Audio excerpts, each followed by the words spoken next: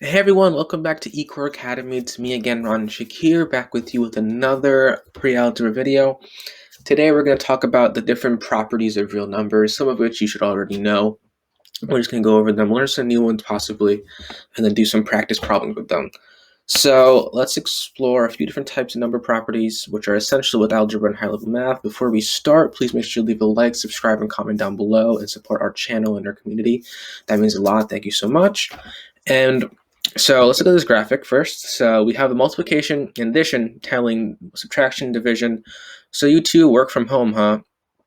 Subtraction says quite, and the division sign says we don't really like to commute. If you don't get this, that's okay. Hopefully by the end of it, you will understand it. This has to go.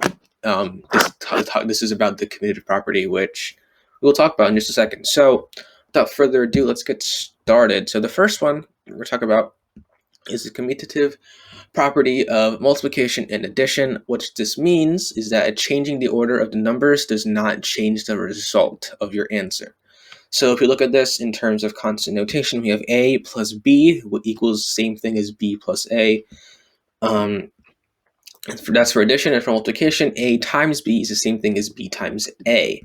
So if you look at this little graphic here, we see that we have 5 little cube thingies, and we're adding 3, we get 8. If we just switch the numbers to 3 and 5 around, and we have 3 plus 5, we're still going to get 8, which means that this is showing the commutative property of addition. So that's what the joke was about in the previous slide, because this only works with addition and multiplication, not with subtraction and division, because you get different answers. So the next one we have is the associative property of multiplication and addition. Once again, this does not work with subtraction and division. What this means is that rearranging the parentheses in an expression will not change the result. This is important because we talked about what PEMDAS was. You do parentheses first, and then exponents, multiplication, on and on and on. So this means that if you're, well, this is what it means. So we have a plus b in parentheses plus another number c is going to be saying the same thing as a plus and b and c being in parentheses. So if you see this in action, that's for addition. And for multiplication, it's a times b times c. You see a and b parentheses is the same thing as a times b times c in parentheses. So if we say like this in proper form, it'd be the quantity of a times b times c. Whenever you use parentheses, we say the quantity of. That's how correctly I was saying it. If you just say parentheses a, b, parentheses c, doesn't really matter. So this is a graphic showing the associative property of addition. So we have 5 plus 3 in parentheses. That gives us 8 using PEMDAS correctly, and then we add 4, and then we get 12. If we switch the parentheses and give it to the 3 and the 4 blocks, we're going to add these first, because parentheses 4 plus 3 is 7. And we add it with the 5 that was out of the parentheses in the second over here, and we still get 12. Same answer, just different way of showing the work. That's the associative property of multiplication and addition. We're going to go over some practice problems later, so don't worry. The next two we have are the distributive property, which is my personal favorite. And this is in terms in an expression explained in a way to form an equivalent expression. If this makes no sense, it made no sense to me at first either, but let's just look at it because you do this all the time. So in this form, we have a times the quantity of b plus c equals ab plus ac. This only works with multiplication, by the way, because that's what distributing is. And another example here is b plus c times a is ba plus ca. So let's look at a picture. Same picture here. You see when we distribute the a to the b and a to the c. So we get ab plus ac. So we get the same answer. So we're going to get ab plus ac, whatever the number is. And if we use it for subtraction, we just have to subtract. So we're going to have ab minus ac, which is shown right here. We're going to go over a practice problem with this too, because I think it's very important. But that's what the distributive property means. You distribute the number on the outside with the numbers on the inside, and you do the correct operation inside the parentheses. So that's the distributive property. Next up, we have the inverse property of addition and multiplication. I also like this one too. So the inverse property is if you add a real number and its opposite, you would always get 0. We will talk about opposites when we go to the negative numbers chapter. That's where it's really important. But the opposite, in a nutshell, is basically a number that is the same distance from 0. So An example here is that 12 plus negative 12 is 0. If you don't know how to do operations with negatives, yeah, that's okay. We'll also go over that in the negative chapter. And so that's the example in addition. For multiplication, a little bit different. If you multiply a non-zero real number by its reciprocal, the product will always be 1. So you're not going to get 0, you're always going to get 1. So 3 times the reciprocal is 1/3 and gives you 1. Reciprocal is basically a number flipped. So 3 is the same thing as 3 over 1 because anything over 1 is itself. So 3 over 1 is 3. If you flip that, you get 1/3, which is its reciprocal.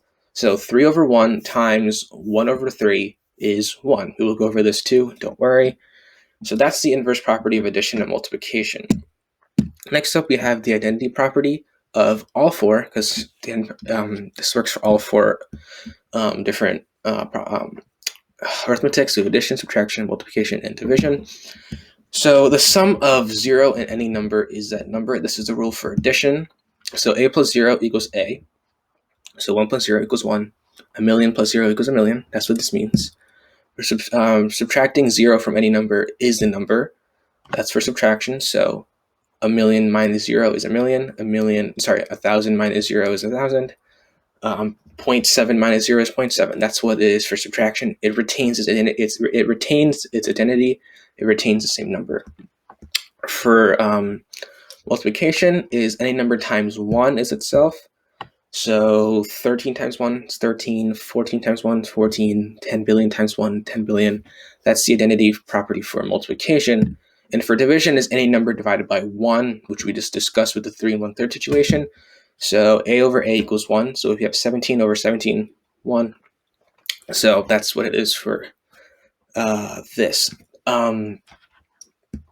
For closure property, this is a kind of like a rule. So if you add two real numbers, the sum is also a real number. It's for addition, which means 9 plus 5 is 14. 9 is a real number, 5 is a real number, 14 is a real number. That's all it means. There's not really any math involved in this. And for multiplication, if you multiply two real numbers, the product is also a real number. So 3 is a real number, 6 is a real number, 18 is a real number. That's what this means. So yeah, Buzz and Woody, closures, I don't know, it's kind of funny to me. But that's what the closure property is. So let's go over a couple of practice problems now with I think almost everything that we use except the closure property, because that's not really any math involved. So let's go over this one together. We have 4 times 7 plus 5. So for this one, we're going to use the distributive property. So if we use the distributive property, what we learned, we multiply the a with the b and the c. So 4 times 7 is 28, and 4 times 5 is 20. So the answer you're going to want to get is 48 using the distributive property. That's how it works. You could also do 4 plus 7. We can also do 7 plus 5, which is 12, times 4, which is also 48. But I'm showing you using the distributive property. Once again, what we did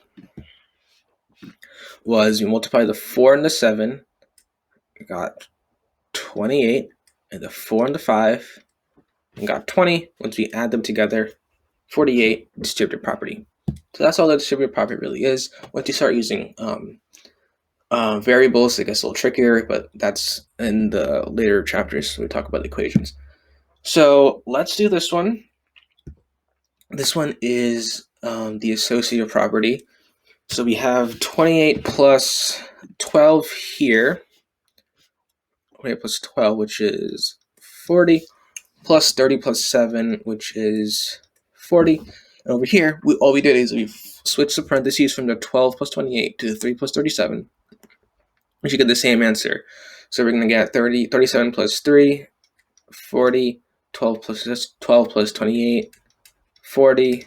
When we add them together, we get 80 for both of them. So it's the same answer, and this is the associative property of addition. So we see how we switched the parentheses, we got the same exact answer. That's what the associative property means. All right, now let's move on.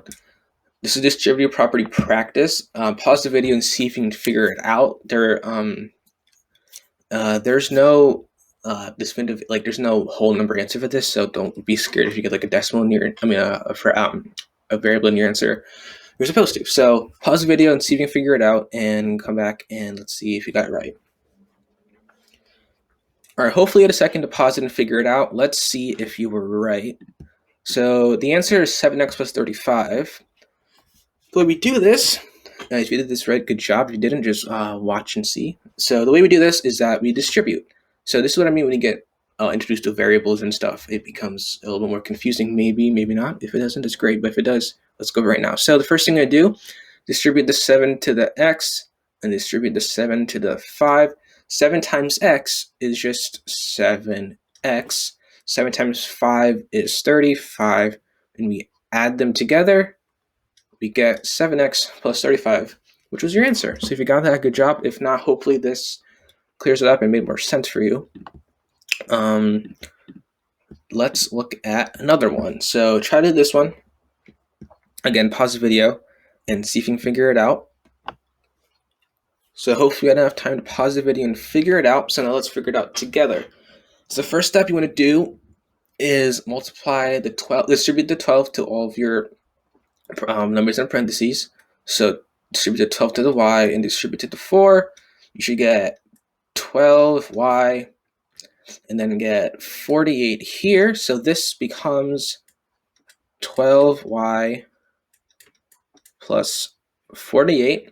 The next thing you distribute 8 to the 2 and 8 to the 1, so you get 16, and you should get 8. And this is addition. That's why we have addition here. And we get plus 16 plus 8. So your answer should be 12y plus 72. That's what you get when you add 48, 16, and 8. So that's this is distributive property. Hopefully it clears up some confusion. Hopefully makes some more sense, but we will be using this for a long time, for the entire course. So let's move on. Let's look at this word problem, and let's see if we figure out what type of property we're using here. So the question says that Joanne's algebra homework takes 45 minutes to complete, and her biology homework takes 60 minutes to complete.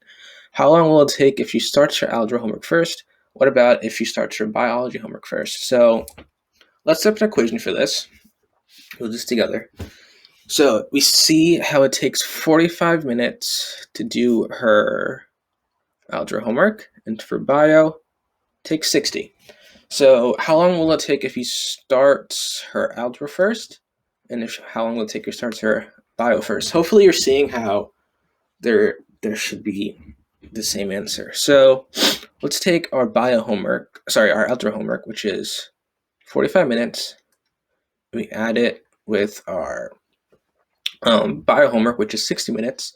This should bring you to 105 minutes total if you start her algebra first and then do her bio.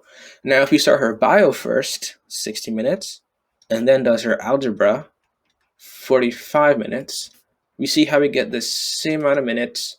These two are the same number. Therefore, it doesn't matter which she starts first, she's going to finish for the same amount of time, for 105 minutes. So this is the commutative property of addition, where it shows you that if you start algebra first or if you start bio first, it doesn't matter. You can get the same answer, the same amount of time taken to finish your homework. So hopefully that makes sense. Hopefully you're able to figure that out on your own too if you try to. If not, it's okay. Hopefully this makes sense. So now let's move on to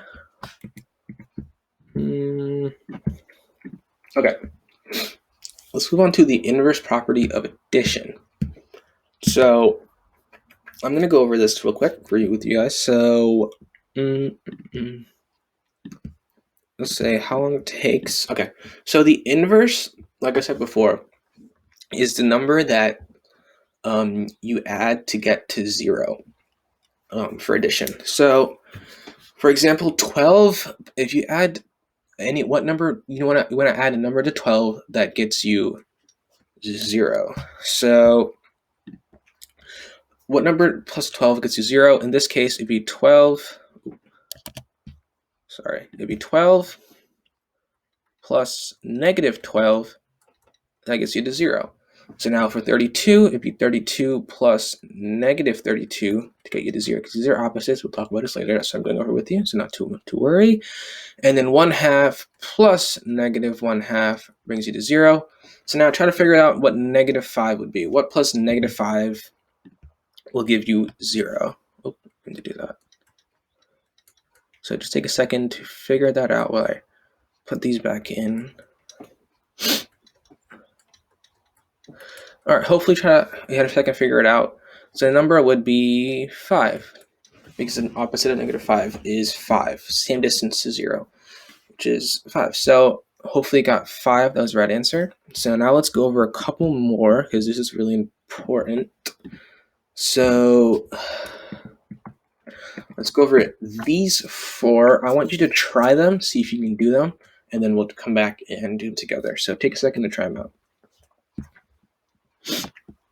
All right, hopefully you had a second to figure it out. Now let's go over it together. So from get to 0 from 147, you're going to want to add negative 147, which gives you 0. From 5/6, you want to add negative 5/6, get you 0. From 0.25, you want to add negative 0.25 to get you 0. And from 17, you want to add positive 17 to get to 0. Hopefully you got those correct. If not, try to look at it and see how the negative number, the opposite number plus the original number gives you 0. So now let's go over one last section. Hopefully this is a little bit easier now that you understand it. So let's go over, let's fill these out together. So I'll do the first one and you do the next 3. So the first one is asking you what plus 5 will get you to 0. Well, we can use this in another way. We can do 5 minus what gets you to 0 if you flipped it around. So, sorry, 5 plus, So what plus 5 gets you to 0? So the way we do this is that we look at the number. Look at the number, it's a 5. The opposite of 5 is negative 5. So that's not a really good place to write it. So negative 5 plus 5 gets you 0. So now let's do one more together. Let's do C together. So what plus 1/4 gets you to 0? It'd be negative 1/4. The opposite of 1/4 is negative 1/4. So now try B and C, see if you can figure it out, and then we'll come back and figure it out together. So hopefully a second to pause and figure it out. For B, we have 67 minus what gets you to 0. Hopefully you should know this. It's going to be 67. And then D, 8 plus what gets you to 0? It's going to be negative 8. So if you got those two, good job. So now let's move on to one more slide, I think. So yeah, here's just the basic rule.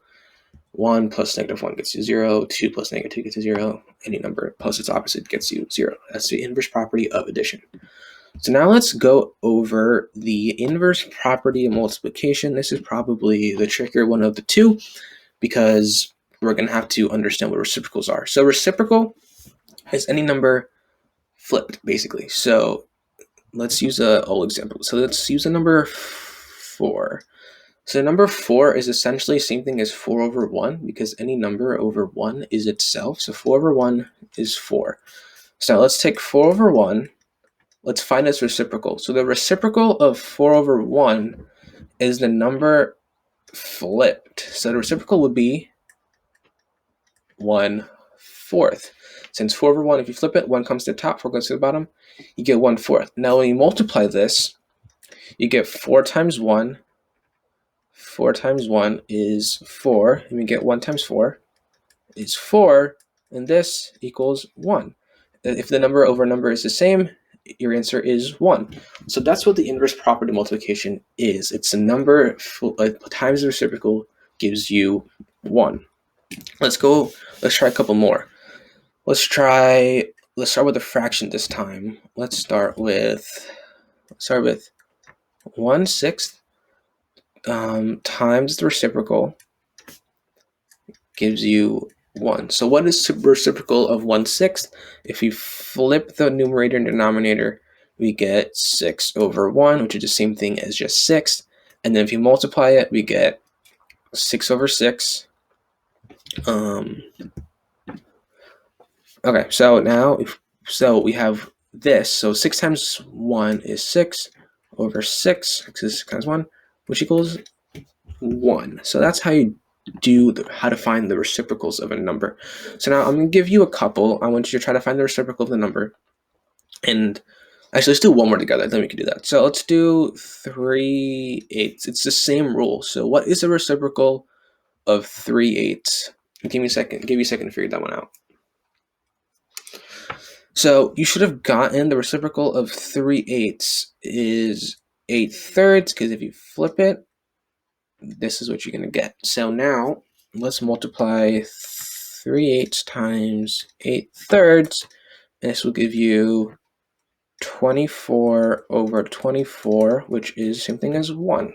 So that's how the identity inverse property of multiplication works out. So now I'm going to give you a couple. I want to see if you can figure it out. So we'll start off easy.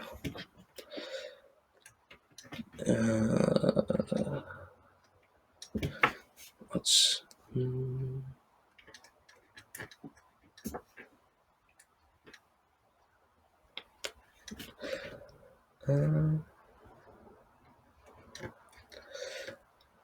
okay, let's pause the video and try to figure them out. Let's see if you get it.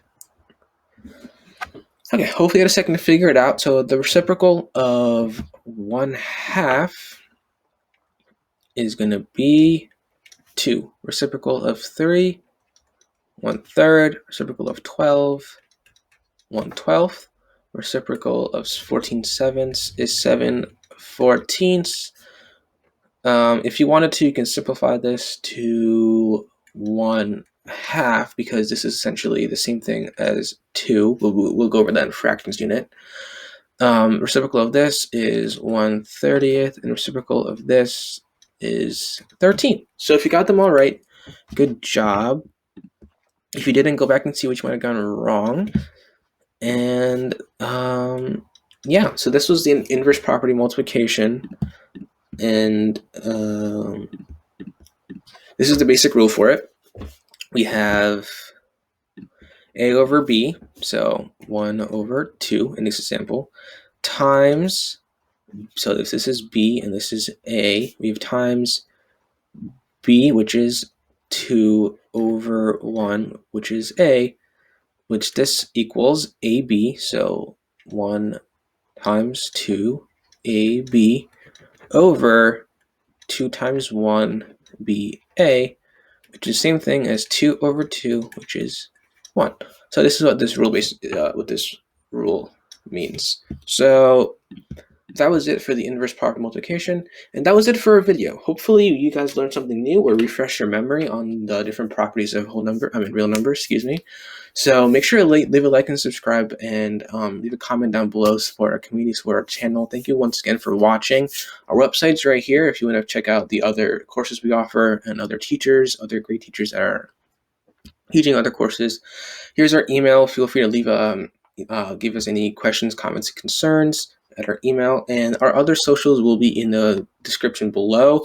You can check out our other posts, our other videos, other teachers once again. So thank you for tuning in again, and I will see you guys next time. We'll start our chapter 2. This was the last video, chapter 1. Yes, we finished chapter 1. We'll be starting chapter 2 next time with factors and multiples, and I hope to see you guys there. Goodbye.